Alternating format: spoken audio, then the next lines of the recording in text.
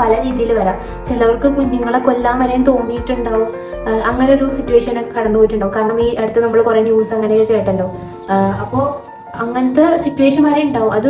അത് മറ്റുള്ളവരാണ് അവരെ കണ്ടിട്ട് സപ്പോർട്ട് ചെയ്യുന്നത്. പിന്നെ മെയിനായിട്ട് ഈ വീട്ടിൽ നമ്മൾ ഇങ്ങനെ കിടക്കുമ്പോൾ പല വിസിറ്റേഴ്സും വരും. വിസിറ്റേഴ്സ് വന്നിട്ട് പല അഭിപ്രായങ്ങളും പറയും.